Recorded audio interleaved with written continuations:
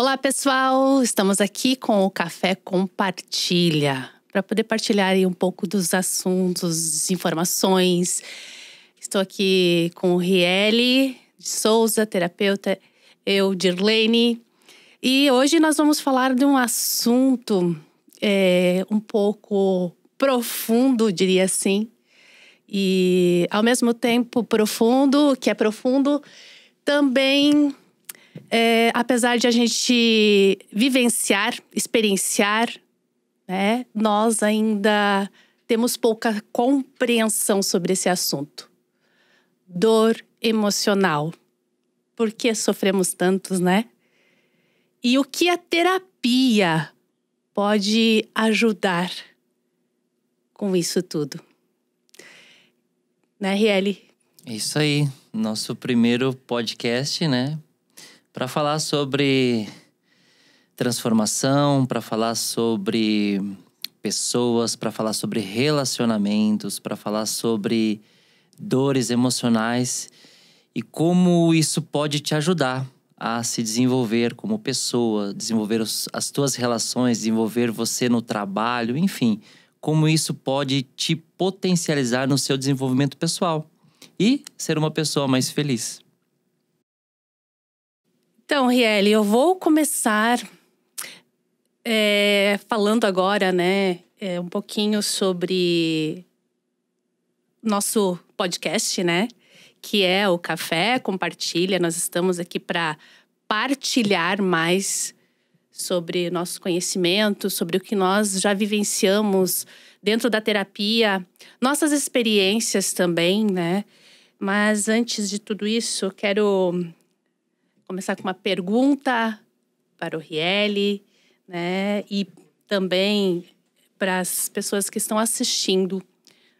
E já refletindo sobre tudo isso, né? Que é, qual é a maior dor invisível que as pessoas carregam hoje em dia?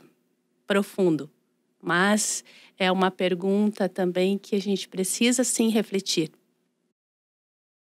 Eu acredito que a maior dor que as pessoas carregam, e essa dor é invisível, é a necessidade de se sentirem amadas. As pessoas carregam e não se dão conta que elas necessitam de um amor e que muitas vezes esse amor foi perdido lá na infância.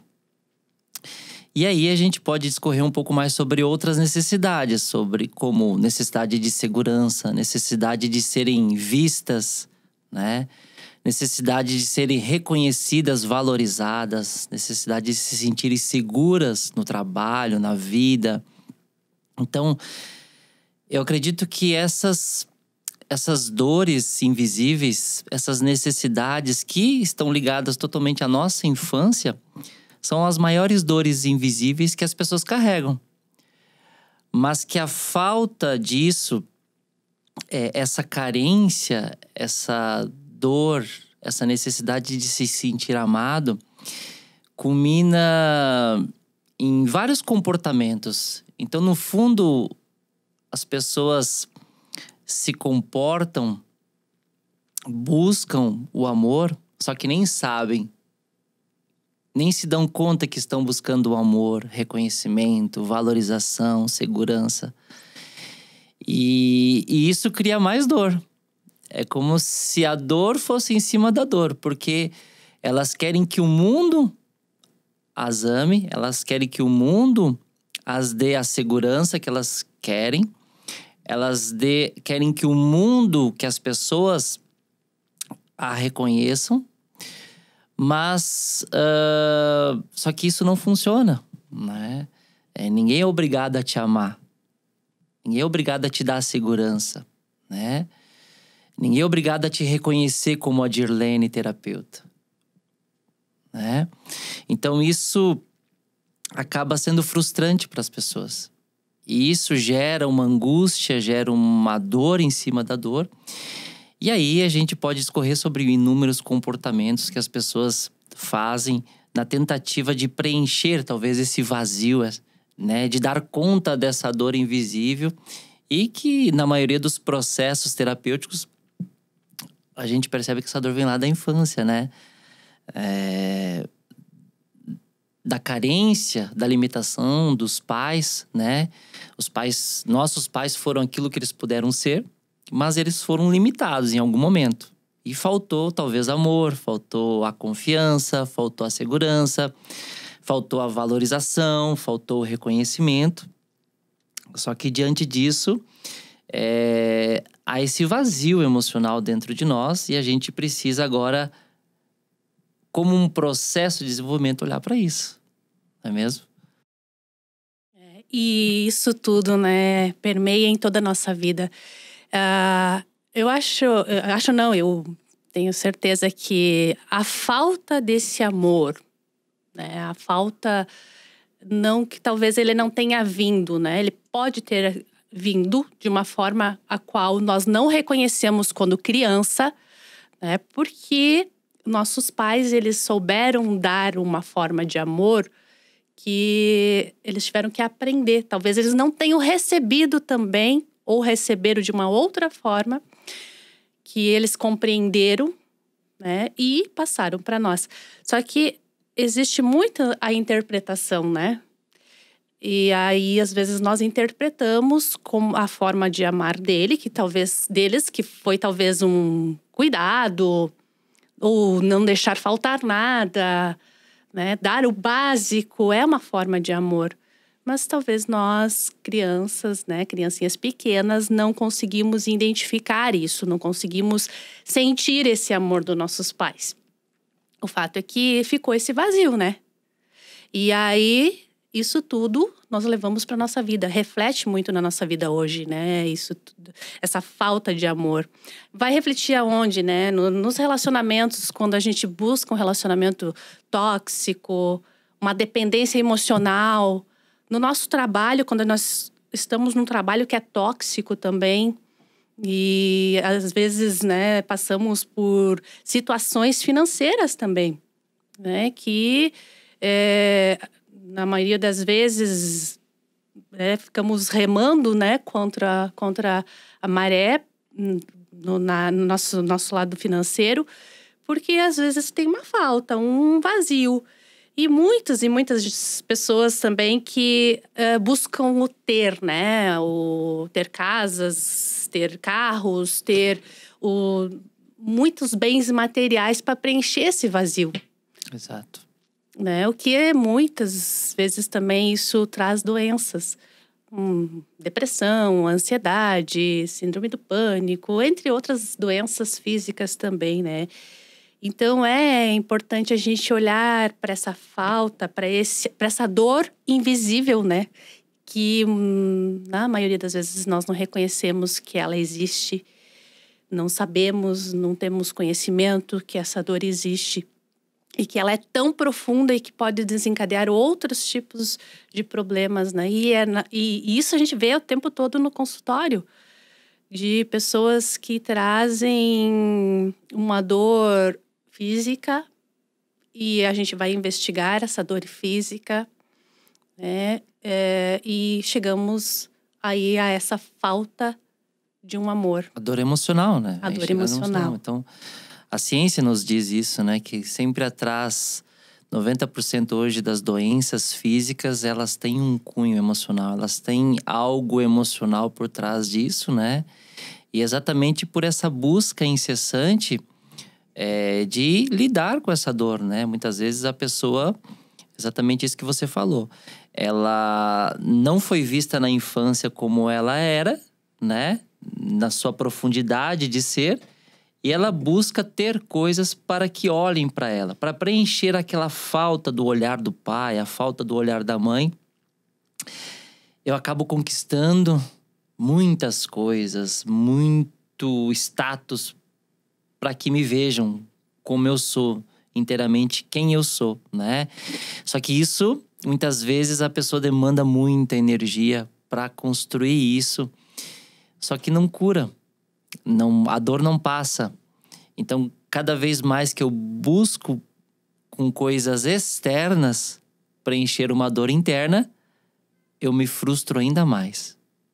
É muito interessante isso porque Hoje a gente vive numa sociedade que inconscientemente busca externamente preencher um vazio interno. Só que isso não vai dar certo. Enquanto a pessoa não olhar para o seu interno e não buscar compreender e preencher esse vazio, ela vai se frustrar, né? Então, coisas externas são importantes, é claro que são importantes, mas não vão preencher o seu vazio interno, não vai curar a sua dor, não vai amenizar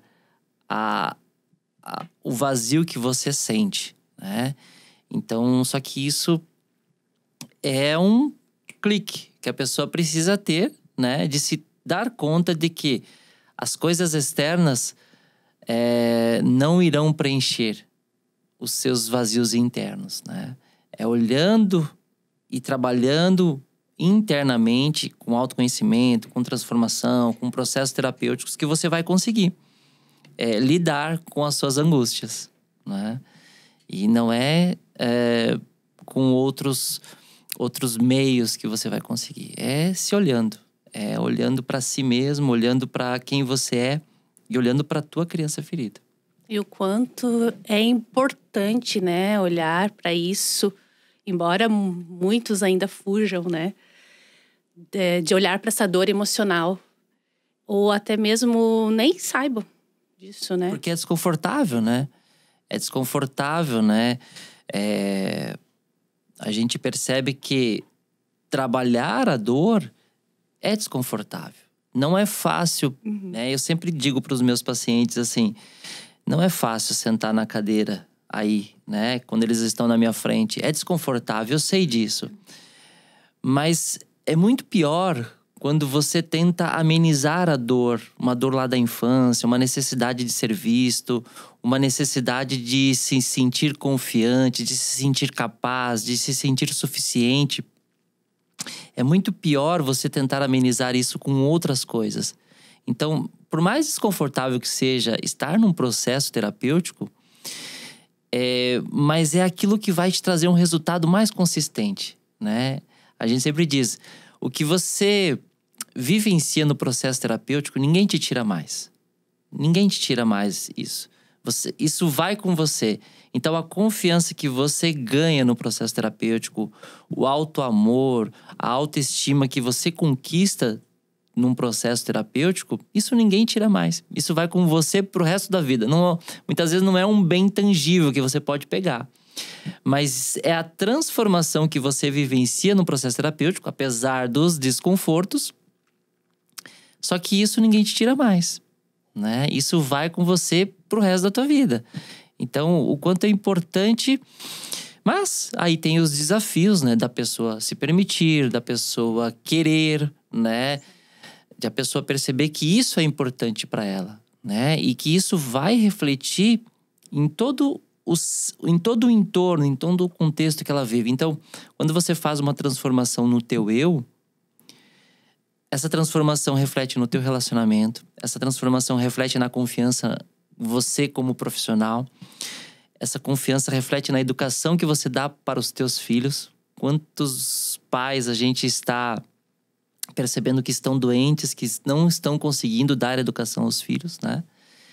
Então, quando você trabalha o teu eu mais profundo, isso reflete em toda a área, profissional, pessoal, relacionamento íntimo, na educação dos filhos, na convivência com os amigos, né? Então, acaba que uma transformação interna vai beneficiar várias áreas da tua vida. Vai beneficiar todo o contexto que você vive, né? É muito sutil isso, mas a gente percebe nos pacientes que passam pela gente e na partilha que a gente ouve das pessoas que passaram por um processo terapêutico, que olharam para sua dor e elas percebem o quanto isso movimentou o contexto da vida delas. Quanto isso beneficiou e trouxe mais felicidade, né? Que todo mundo tem esse desejo interno de ser feliz, né? E é muito bonito, né? Ver a transformação. É gostoso de ver essa transformação dessas pessoas, né? Que chegam muitas vezes lá no consultório desesperadas, como se não houvesse saída, né? Mas vamos lá, então. Uma outra pergunta aí pra gente debater, pra gente refletir. O que ninguém te contou sobre o processo de cura emocional? Essa é uma boa pergunta, né? Tem várias coisas assim que a gente foi aprendendo, né? Porque cada paciente que chega é um paciente que também nos mostra uma parte de quem somos, né? Nenhum paciente chega por acaso dentro do nosso consultório. Então, todo o trabalho que a gente faz com as pessoas que chegam, no fundo também é um trabalho nosso como terapeuta, né? Às vezes chega um paciente que ele tem um problema com a mãe lá. E eu vou olhar para a minha relação com a minha mãe. E nesse sentido, eu encontro lacunas ali que eu não olhei ainda, né? Às vezes tem um paciente que tem problema, sei lá, no relacionamento. E quando eu vou trabalhar esse problema no relacionamento que ele tem, eu olho pro meu relacionamento, eu percebo que também tem algumas lacunas ali. Mas assim, ó, uma das coisas que eu descobri dentro do processo terapêutico é que todo momento de dor que a pessoa passa lá na infância, né, que a gente vai entendendo um pouco mais dentro desse podcast aqui sobre a dor da criança ferida, mas todo momento de dor tem um manto de amor por trás disso. Nenhuma pessoa é só dor, né? Nenhuma pessoa é só traumas. Só que o que acontece? A pessoa, ela tá sobrecarregada com tanta tristeza que ela passou na infância que ela não consegue nem perceber, muitas vezes, o amor que o pai e a mãe tiveram com ela. Às vezes, assim, muitas vezes, né, diversos pacientes, chegaram para nós, pacientes que foram adotados na infância, né? E que sofrem por já, quando recém-nascidos, são rejeitados, né? Eles são rejeitados pela mãe, ou pelo pai, ou pela família de origem, e logo são adotados. Só que essa dor da rejeição faz com que ela não sinta o amor da família que a adotou. É muito interessante isso porque a pessoa fica presa na dor de se sentir rejeitado, né, na infância, pela mãe, pela família de origem. E aí, ela não percebe que na família adotiva que a adotou, tem muito amor ali. Então eu fico preso nessa dor, né? Então sempre por trás de uma história de dor, tem amor. Só que como eu tô cego, eu tô preso na dor, eu não enxergo muitas vezes o amor que tem ali. Eu não enxergo. E a nossa história é composta de dor e de amor, né? No fundo, para mim, as duas faces da mesma moeda, né? Então, toda história de dor tem amor por trás, né? E isso, como eu encontro isso? Eu preciso fazer o meu processo. Eu preciso enfrentar as minhas situações de dor lá da infância, olhar para elas, sentir elas. E aí sim, quando eu me liberto dessas histórias de dor que muitas vezes eu me conto, eu vou encontrar um amor que eu nunca encontrei e que até então estava lá no meu passado, na minha história, que veio dos meus pais, mas que por algum motivo ou outro eu fiquei cego para isso. Eu não encontrei, eu não me conectei com o amor dos meus pais, né? Eu acredito que eu não recebi, mas não é que eu não recebi. Eu não encontrei, eu não me conectei. Por quê? Porque tem um ponto de dor aí que está interrompendo esse fluxo. Tem muitas pessoas que acreditam que o processo de cura emocional é somente uma fase, né? Eu não estou bem hoje no meu relacionamento, eu vou tratar o relacionamento. Então, esse é o processo de cura. Mas, na verdade, o processo de cura emocional é para a vida toda, né? E nós, no nosso processo de terapia, nós iniciamos esse processo de cura desde lá da infância. Desde lá da vida intrauterina. Exato. Onde começam os primeiros traumas, as primeiras dores, as primeiras interpretações da criança de falta de amor, né? Falta de ser vista, a falta de segurança. Então, nós começamos desde lá. Então, é um processo que vai por etapas e não existe um tempo determinado para esse processo, né? E a gente sempre fala, né, para os nossos pacientes, é uma vida inteira. Não existe uma pessoa que está curada 100%. Não existe aquela pessoa que está livre do processo de cura, porque sempre vai aparecer situações novas, mesmo de lá da infância, mesmo que você já tenha vasculhado, já tenha olhado, já tenha curado, sempre vai aparecer questões novas, porque nós vamos por etapas. E à medida em que cada pessoa vai se permitindo, né, a gente vai aprofundando um pouco mais. Ela mesma vai aprofundando um pouco mais dentro do processo dela. E é interessante que às vezes as pessoas imaginam que os terapeutas, eles não têm problemas, que os terapeutas não precisam fazer terapia e que são perfeitos. Às vezes é passado também, né, na mídia social, a vida perfeita de um terapeuta. Mas se médicos precisam de médicos, terapeutas precisam também de terapia, né? Exatamente. Então, às vezes acontece que existe uma ilusão, uma distorção de que a terapia, a cura emocional é um processo determinado, né, com um tempo determinado, é um processo que tem um método prontinho, como se eu tomasse uma medicação e tá tudo resolvido. Mas é muito mais profundo que isso, né? A cura emocional, ela é muito profunda e precisa dessa profundidade, a gente precisa ir no mais profundo.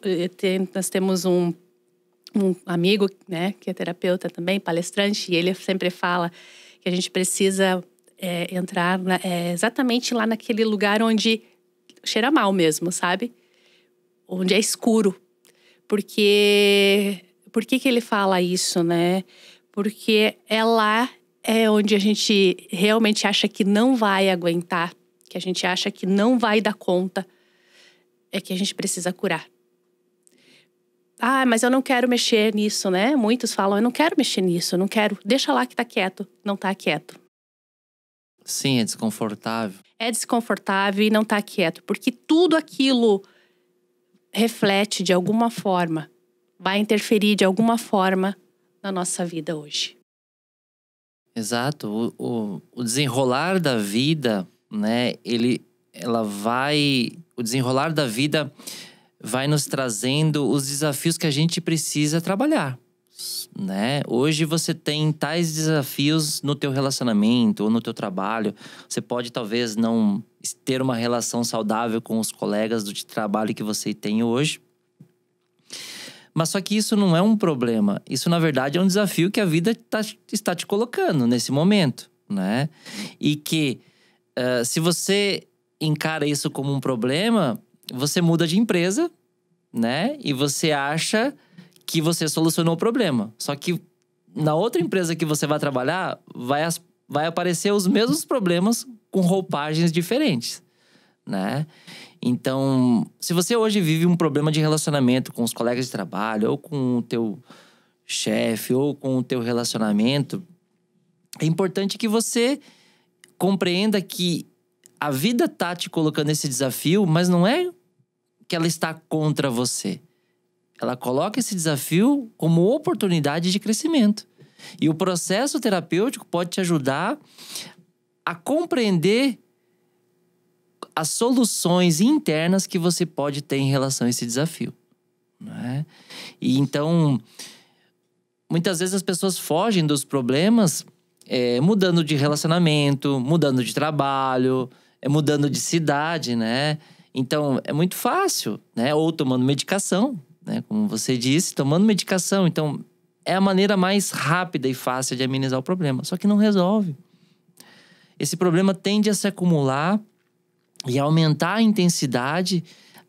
Enquanto você não olhar para ele, você vai meio que viver à mercê desse problema num contexto de dor que vai ser insuportável daqui a algum tempo. E isso vai tirar a tua felicidade. Isso vai tirando a tua felicidade, a tua possibilidade de ser feliz, né? Então, quando você compreende que a vida está a favor do teu desenvolvimento, por mais que você ache que os problemas que você vive hoje é culpa do outro, e isso é a grande distorção das pessoas, né? É eu acreditar que o problema tá com fulano, o problema tá com ciclano, e é minha responsabilidade.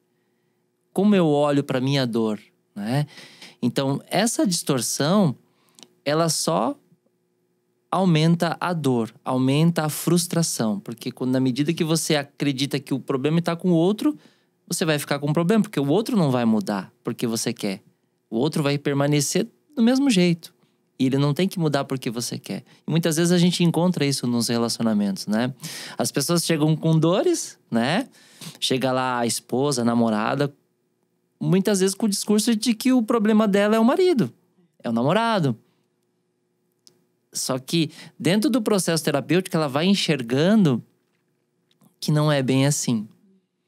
Mas que bom que muitas vezes ela procura o processo terapêutico acreditando que o problema seja o marido. E muitas vezes as pessoas procuram o processo terapêutico para confirmar o vitimismo que elas têm dentro delas, né? Só que aí a gente trabalha com muito acolhimento, com muita respeito ao ser humano, para fazer com que ela compreenda que o problema é muito mais profundo, né? Sem julgamentos, né? Porque Exato. nós não estamos ali para julgar, para acolher aquela dor, compreender, né? Mesmo que a pessoa esteja num papel de vítima, é importante a gente compreender isso, né? Por que ela está nesse papel, né? O que ela busca através desse papel de vítima, né? Tem sempre uma motivação atrás do vitimismo também, né? Muito importante isso. Porque o vitimismo, muitas vezes, é aquela necessidade de ser visto, né? Então, quando você não consegue o olhar dos teus pais pela pessoa que você é ou pelo ser humano que você é, a criança, ela se coloca num papel de vítima para ganhar o olhar do pai. Então foi daquele jeito que inconscientemente ela aprendeu aquilo. A enaltecer a dor que ela sente, a reclamar da dor que ela passa, a dizer que a dor dela dói mais que a dos outros. E ela faz esse processo para ganhar atenção. E que no fundo ela quer ganhar amor. Ela quer ganhar carinho, né? Ela quer ganhar... Ela quer se sentir amada e segura, né? Muitas vezes até criam as crianças inconscientemente, né? O nosso inconsciente é muito forte. E ele cria doenças numa tentativa de fazer com que a gente se sinta amado dentro da família. Por nossos pais, né? Para ganhar aquela conexão de amor da mãe, para ganhar aquela conexão do pai, né? Aquela conexão de amor do pai. Então, o vitimismo, ele é uma forma de tapar aquela necessidade de amor que não foi preenchida na infância. Então, a pessoa nem se dá conta. É muito sutil, né? Que ela traz essa programação mental e emocional de vítima. É preciso a gente tirar ela dessa programação, porque é uma programação que foi instalada lá no início da infância, lá nos 7, 8 anos de idade. E às vezes a pessoa tem 40 anos e até então funcionou. Aquele vitimismo, é o jeito de eu ganhar atenção, é o jeito de as pessoas me olharem, é o jeito das pessoas me cuidarem. Por quê? Porque eu me coloco no papel de vítima, enquanto isso eu ganho aquelas migalhas de amor que a minha família, ou que o meu marido, ou que a minha esposa me dá. Né? Então a pessoa não se faz de vítima porque ela quer, mas porque talvez inconscientemente ela ganha uma tal migalha de amor e que aquilo até então vai preenchendo o coração dela, né? Então a gente acolhe, né? Mas busca trazer mudar essa percepção que essa pessoa tem dela mesma, né? Porque quando ela se coloca no papel de vítima, ela vai encontrar no caminho dela exatamente pessoas agressivas, né? Agressores, né? Porque a vítima sempre procura o agressor. A história da vítima sempre tem um agressor, né?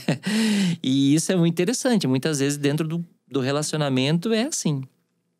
Enquanto um se faz de vítima, enquanto eu me faço de vítima, eu coloco você como agressora, né? E isso funciona muito bem dentro da relação, né? Só que é frustração. Os dois são para os dois, para o relacionamento em si, né? Então, o que a gente faz no processo terapêutico é fazer com que a pessoa saia dessa identificação que ela mesma se colocou de vítima. E entre num papel de autorresponsabilidade. Por isso que a pessoa que se vitimiza muito, ela tem que adquirir a autorresponsabilidade para dar conta da história de vida. Por mais dolorida que a história de vida seja, ela precisa ter autorresponsabilidade para dar conta. Dizer, não, é a história de vida que eu passei. O que eu vou fazer com isso que fizeram comigo? Né? Até ontem a gente estava ouvindo, né? O que eu faço com a minha história de vida? A minha história de vida tem dores. O que eu faço com as dores que me fizeram lá na infância? Isso é uma atitude de autorresponsabilidade. Isso é uma atitude de quem quer crescer, né? De quem busca crescimento, desenvolvimento, busca ser uma pessoa melhor. Enquanto eu ficar girando achando que as minhas dores são as maiores do mundo, né?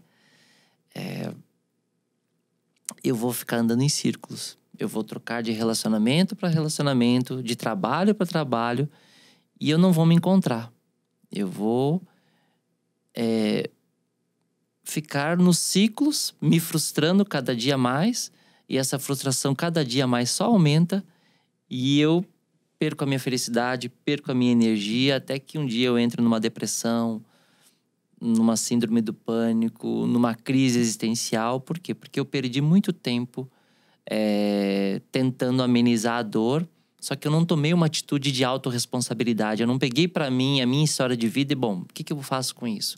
E isso é o processo terapêutico. É a gente trazer a nossa história de vida e, por mais dolorida que seja, trabalhar ela.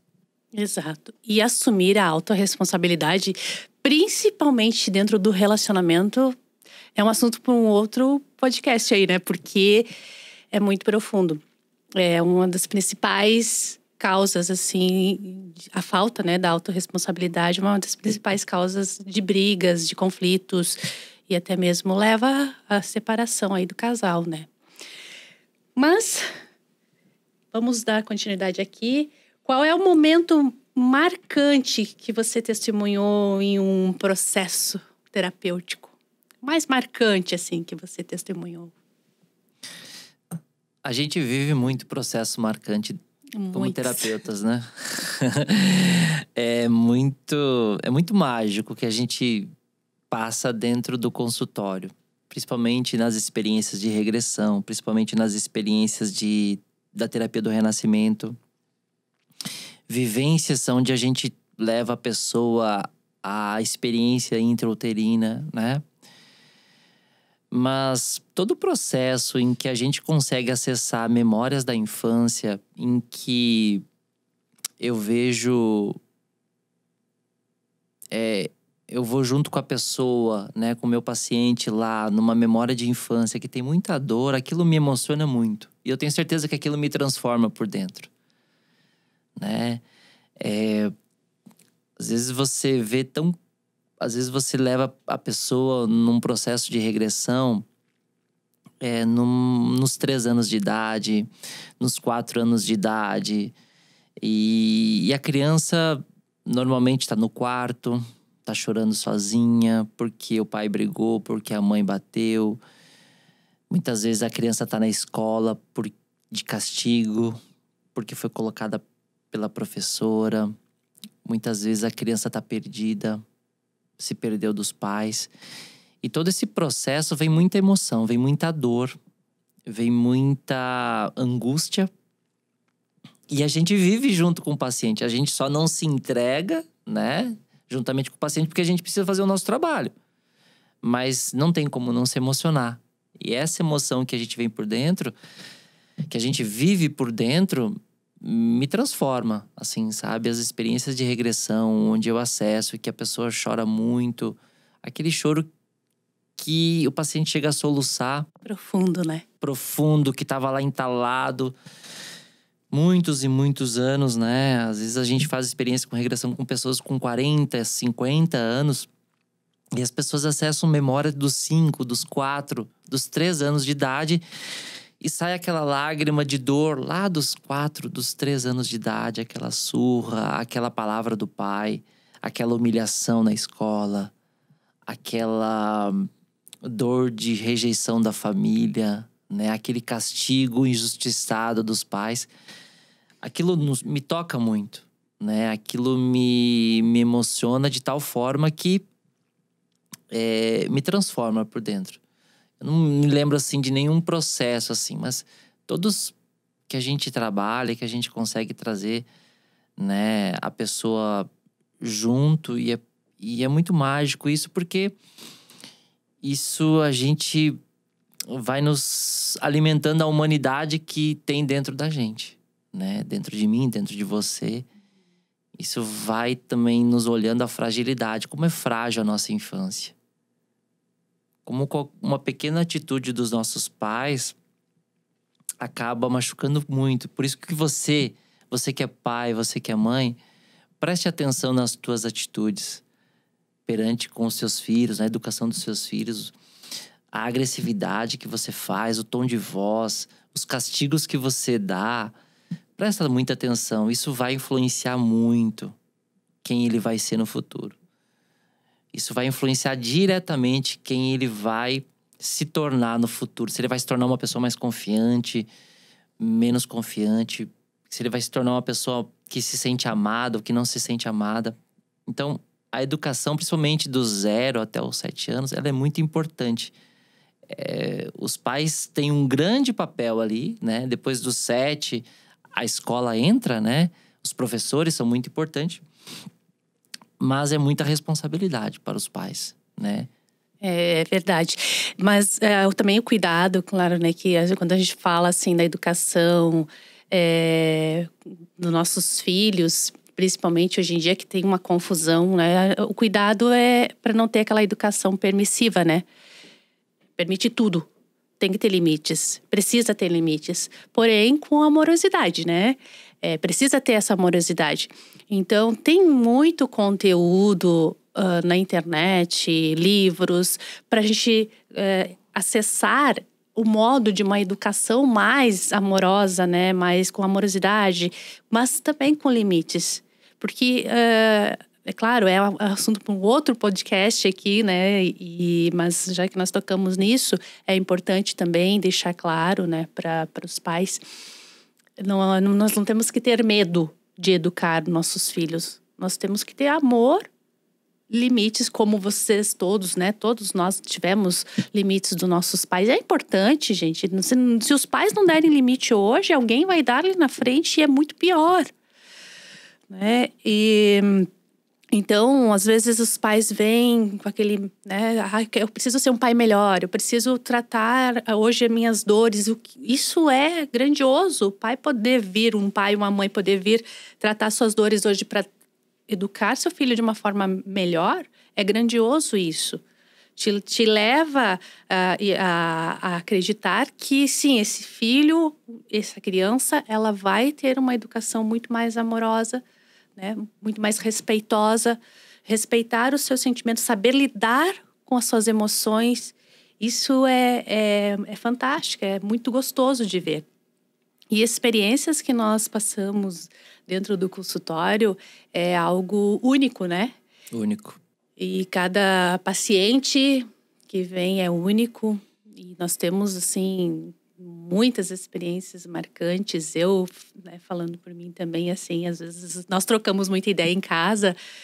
E claro que respeitamos, não vamos falar do paciente, nós vamos falar sobre aquilo que aconteceu, a experiência, né? E como nós dois somos terapeutas, muitas vezes nós tratamos as mesmas pessoas, tratamos juntos, trabalhamos juntos, né? Então, às vezes nós trocamos as nossas experiências também. E essas experiências marcantes da vida uterina, né, de lembranças que vem muito claro, né, de um trauma que aconteceu lá durante a gestação. Isso é muito profundo. Poder ajudar a pessoa desde lá a tratar, a curar um trauma emocional, né? Isso é grandioso também para nós. Muito. É recompensador, não tem algo que seja mais, nos deixe mais gratos do que poder ajudar uma pessoa a se curar emocionalmente, a se libertar da dor, né? Que é isso, né? Nós conduzimos essa pessoa a se libertar da dor emocional. Facilitamos, né? A gente, na verdade, tá como facilitador de um processo de transformação, né? O processo de transformação começa quando a pessoa nos procura e deseja mudar, né? Tem a abertura e o querer para a mudança, para um processo de transformação, né? Então, quando a pessoa busca isso, quando a pessoa deseja a transformação que ela está preparada para se transformar, para mudar, mas também para deixar para trás aquele ser humano que ela não quer mais, nós facilitamos esse processo. Nós entramos como alguém que vai conduzir, vai facilitar isso. E aí, a gente não precisa trabalhar com essa pessoa na medida de que somos o apoio naquele momento, né? Para entender e ajudar ela a olhar a vida dela sob outra perspectiva, ter outro olhar sobre si mesma, sobre a realidade, né? Por isso que tem uma frase do Roberto Crema que diz: mudar o mundo é mudar o olhar. Quando você muda o olhar sobre si mesmo, você muda o mundo. Automaticamente você muda quem você é, porque você abandona os conceitos que você tinha até então de si mesmo e você vai adotar outros conceitos, mas conceitos melhores, conceitos que te levam a se sentir grato, feliz, abençoado, de bem com a vida, confiante. E esse é o processo sempre de mudança. Muitas vezes a gente muda o olhar sobre os nossos filhos, sobre os nossos pais, sobre o nosso trabalho. E mudar o olhar é mudar o mundo, né? E exatamente como tu falou, o processo, muitas vezes, um trauma, uma personalidade começa na vida intrauterina, né? Semana passada a gente estava num processo e nesse processo de regressão, a dor era a culpa. A dor da pessoa era a culpa, né? Então, a culpa começou quando a mãe descobriu que estava grávida. E quando o pai descobriu que ia ser pai. Então, no processo de regressão que a gente faz, que a gente trabalha na vida intrauterina, a culpa começou lá. Quando a mãe descobriu que estava grávida e quando o pai descobriu que ia ser pai. Então, emoções e sentimentos, a criança foi construindo a partir da vida intrauterina. Então, é muito interessante a raiz. E principalmente a culpa, ela é... Todo mundo fala, né? A culpa é o pior sentimento humano. Porque a pessoa se julga, se dá a sentença, né? E acha que não merece o amor de ninguém. Então, a culpa é um sentimento muito forte e é o pior sentimento humano. E, normalmente, a culpa começa na vida intrauterina. Na maioria dos casos que a gente atende, a culpa começa lá. No momento que a mãe descobre que está grávida, ou a mãe passa por uma situação que ela se sente culpada e essa culpa a criança inconscientemente absorve, porque ela não tem a estrutura cognitiva ainda. Ela tem a estrutura emocional. A criança tem a estrutura emocional, mas ela não tem a cognitiva. Então, ela sente o que a mãe sente. E nesse processo de estar sentindo o que a mãe está sentindo, ela absorve muitas vezes a culpa, a vontade de sumir, que muitas vezes aparece muito no nosso processo, né? As pessoas, olha, eu tenho vontade de sumir. E muitas vezes isso é perigoso, porque a vontade de sumir se transforma no suicídio, né? O não enfrentamento do problema é a vontade de sumir. Então, para você que está ouvindo esse podcast, se por muitas vezes, por muitos momentos você sente essa vontade de sumir, dá uma olhada para isso. Isso está associado com uma culpa grande que você acredita que está carregando. E é importante que você procure um processo que vai te ajudar a sair dessa energia. Porque a energia é uma culpa muito baixa, muito suja. Onde a pessoa não se perdoa, a pessoa acredita que não merece o perdão das outras pessoas. Então, é preciso sempre se libertar da culpa. Se o teu pensamento é que você é o culpado, é hora de mudar esse pensamento, né? Então, esse processo todo, a gente trabalha no intuito de trazer essa transformação e mudar o olhar que a pessoa tem sobre ela mesma. É o mais importante. E às vezes esse sentimento de culpa é tão forte, né? Que a pessoa carrega em todas as situações, né? Em grande parte das situações. Até mesmo assim, a gente pega às vezes adolescentes que ficam culpados pelos pais brigarem, né? Pelos conflitos, dos pais de separações. Eles se sentem culpados, como se eles fossem responsáveis pelas brigas, pelos conflitos, pelas separações. Exato. E aí a culpa se transforma né? A culpa é o componente de comportamentos, como não posso errar, a pessoa que se cobra tanto, a pessoa que precisa ser perfeita, né? É a pessoa que precisa controlar tudo, né? Então a culpa, ela é o combustível de vários comportamentos, da cobrança excessiva, do tem que ser perfeita, tem que dar tudo certo, né? Então a culpa está por trás disso. Por quê? Porque se algo der errado, a pessoa se intitula ela culpada, né? Ela se sente culpada porque algo deu errado. Então, muitas vezes a gente percebe muito, assim, os pacientes que falam assim, às vezes o meu chefe só me olha torto, eu já me pergunto, o que eu fiz de errado? Olha como a culpa está intrinsecamente dentro da pessoa e a pessoa acredita que pelo chefe olhar torto, pelo chefe estar de mau humor, ela é a culpada disso tudo. Olha como é muito automático e muito rápido a mente da pessoa. Só que o que acontece com isso? Ela tem uma programação dentro dela que fica alimentando essa culpa de que às vezes deu errado lá, deu errado no trabalho, o relacionamento deu errado. Ela acredita que ela é a culpada. É muito rápido o pensamento. E aí fica essa retroalimentação, né? De que eu sou culpado, de que eu fiz algo errado, de que eu não deveria ter feito isso, né? Eu deveria ter feito assim. Então, muitas vezes, a culpa no luto é muito forte isso, né? As pessoas que passam pelo luto, elas acreditam que elas deveriam ter feito várias coisas, que elas deveriam ter salvado até a outra pessoa, ou perdeu o animalzinho lá de estimação, ela acredita que deveria ter salvado aquilo.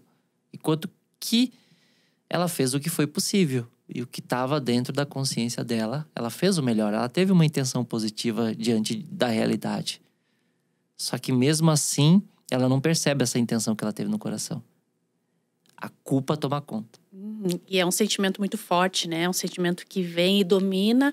E ainda a pessoa alimenta, né?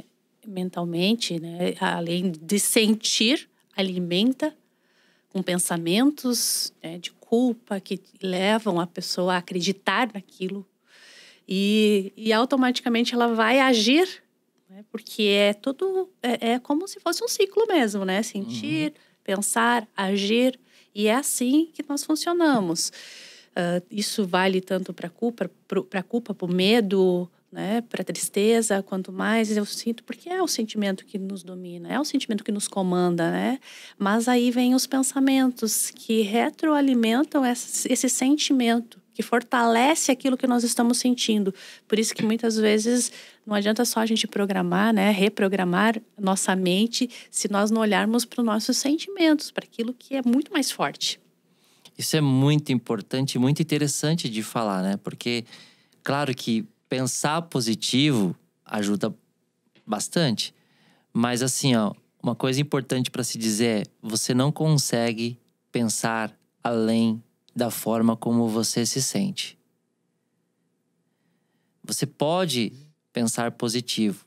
Você pode ter pensamentos de confiança. Mas se você se sente inseguro, não vai adiantar muita coisa. É preciso você entender e tratar a raiz da tua insegurança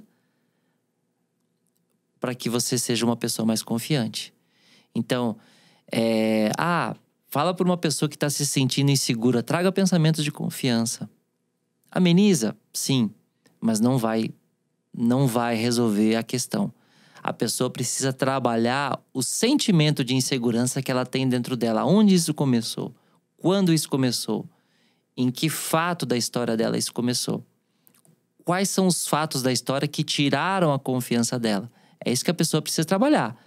O pensamento positivo, o pensamento de confiança vai ajudar, mas não vai tratar de forma eficaz o problema da insegurança, né? Então é muito interessante isso, porque o sentimento é muito mais forte. E a neurociência, a ciência está comprovando isso, que o sentimento é muito mais forte que qualquer pensamento. Tem muito mais potência um sentimento do que um pensamento, né? E Riele, a terapia muda quem a gente é? Muda. Terapia é transformação.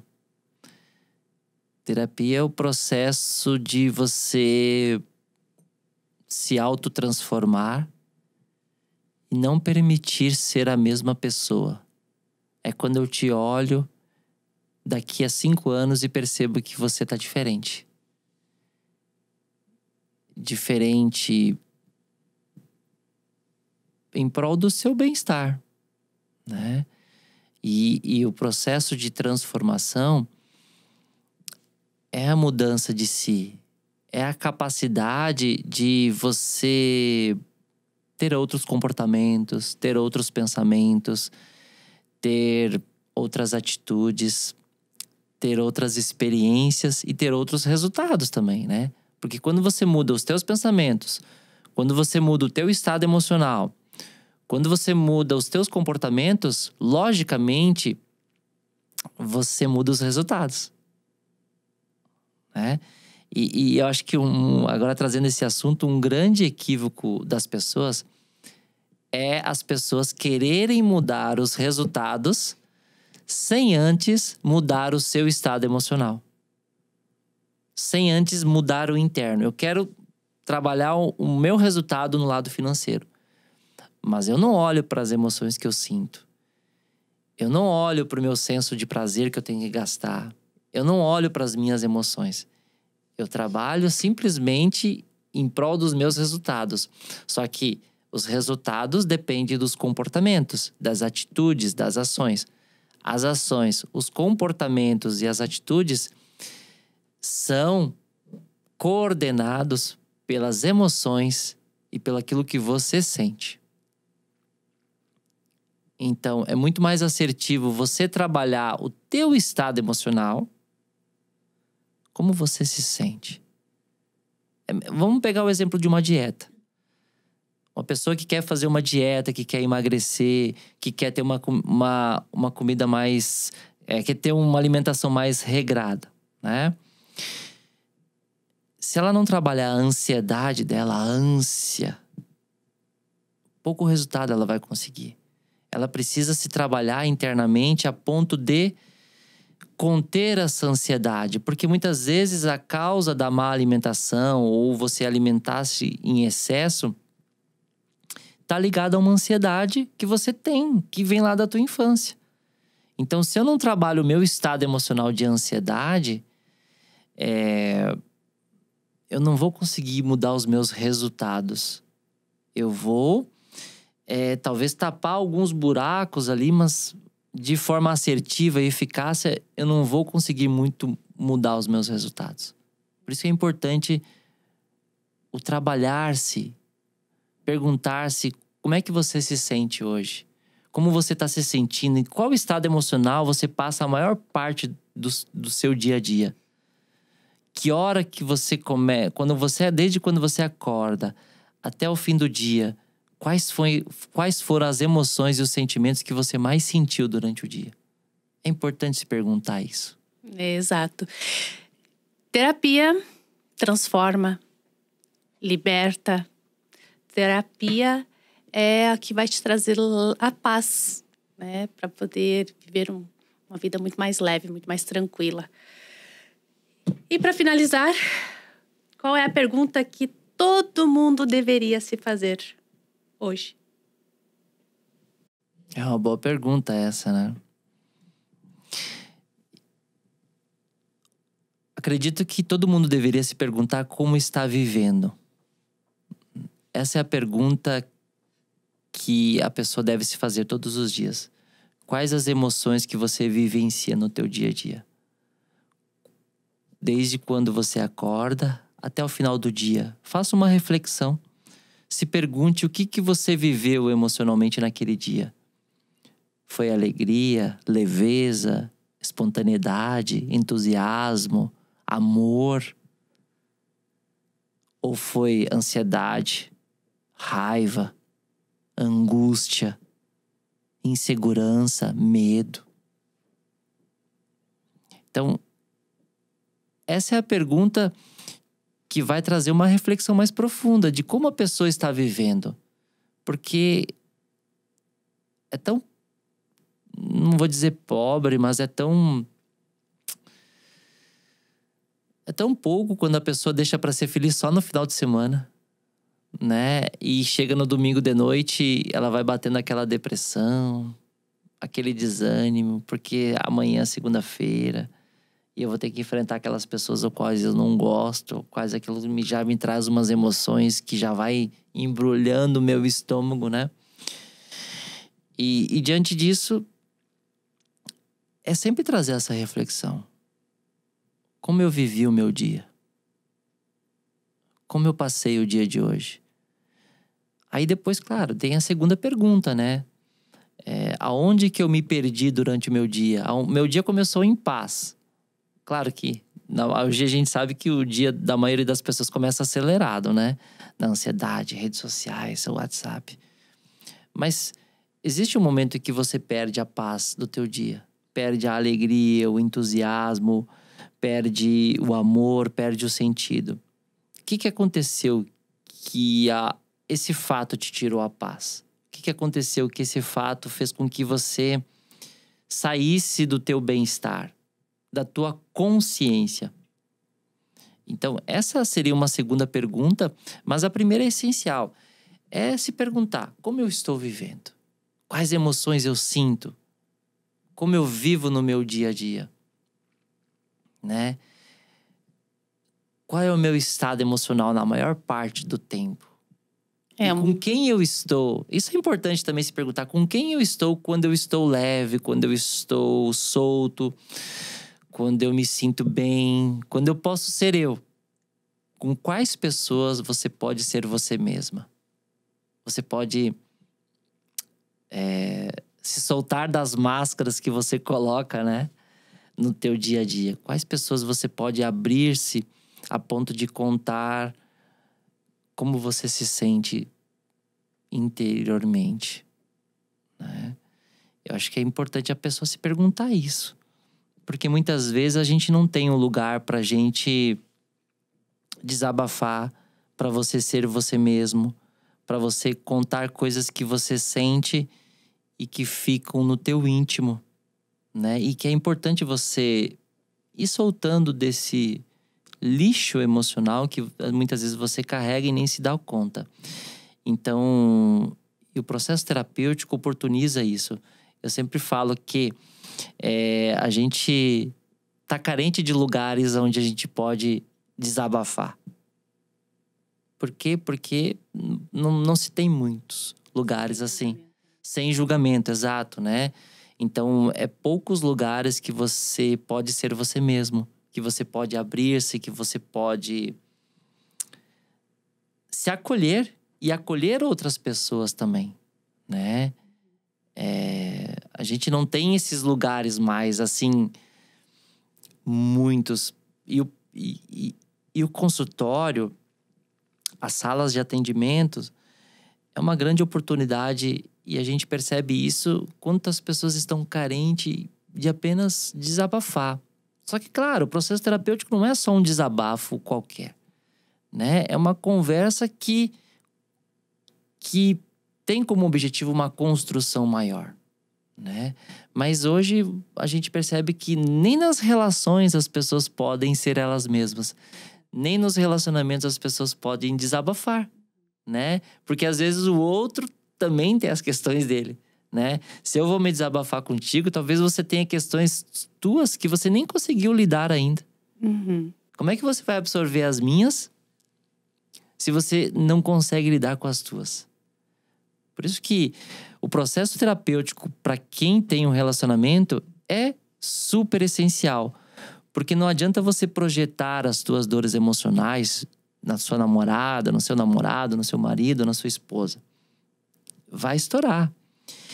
E diante disso, quando os dois começam a trilhar um caminho de autoconhecimento, de transformação e de autorresponsabilidade, isso começa a ficar mais leve para o relacionamento.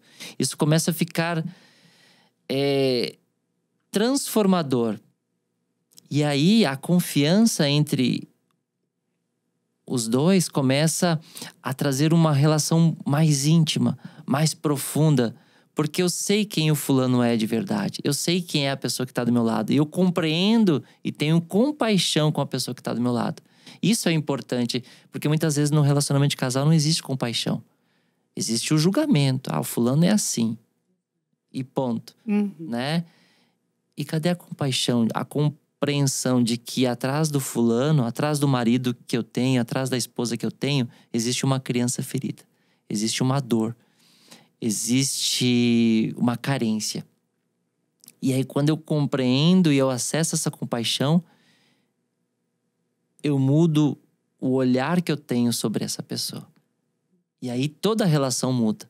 Exato. E relacionamento é uma construção assim como uma casa, né? Eu tenho que construir dia a dia.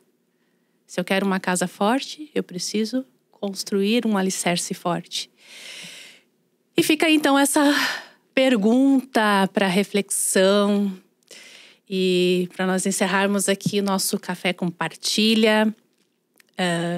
Nós vamos deixar aqui uma mensagem para todos vocês e também, né, falando do Café com Partilha que iniciou presencialmente com grupos. Nós levamos muitos assuntos, né, num Café com Partilha em grupo, para debater, né? As pessoas traziam, nós levávamos um assunto, as pessoas traziam para dentro da roda as suas experiências. E é isso também que nós queremos fazer aqui nesse podcast, trazer pessoas convidadas para trazer experiências dos seus relacionamentos, dos seus trabalhos, da sua vida e dos seus processos de curas emocionais. Espero que todos tenham aproveitado e tenham tirado alguma mensagem desse podcast, desse Café com Partilha. Também, se alguém quiser contribuir com o assunto, nós temos aí um cronograma de assuntos, mas pode deixar, né, aqui nos comentários sugestões de assuntos que vocês gostariam que nós abordasse aqui no Café com Partilha. Mensagem, Rieli. O que você quer deixar aí para o pessoal? Agradecer, né? O Café com Partilha é um assunto de construção, né? É um assunto que vai te construir como ser humano em prol do desenvolvimento. Eu sempre sonhei com um grupo assim, né? E a gente até iniciou aqui em Caxias do Sul, né? O nosso grupo. E falando sobre isso, sobre as dores, sobre relacionamentos, sobre os desafios de ser humano, né? E E isso se torna uma conversa construtiva na medida em que as pessoas vão se abrindo e vão falando dos próprios dilemas que elas vivem, né? E a gente aqui, como dois terapeutas, a gente tem também os nossos dilemas, mas diante disso a gente procura trazer uma conversa que vai fomentar e facilitar a transformação. O modo de como você se olha para ti mesmo, o modo como você se olha para a realidade, porque afinal a gente acredita muito que mudar o mundo é mudar o olhar, né? Então, toda essa conversa, todo esse café compartilha tem esse objetivo. Para que você mude o olhar sobre si mesmo, sobre a realidade que você vive, sobre a vida, sobre o trabalho, sobre o teu relacionamento. E aí, a partir disso, seja um olhar que te traga mais felicidade, mais bem-estar, mais saúde, mais paz. É isso. Toda dor transforma, mas precisa ser olhada com amor para essa dor. Então, gente, fica a mensagem aí. Olhe para suas dores. Busque a transformação. Busque a cura das suas emoções. Só assim você vai se sentir livre daquilo que impede muitas vezes de você caminhar, né? De você seguir a sua vida. E isso, eu garanto, é libertador. Isso aí.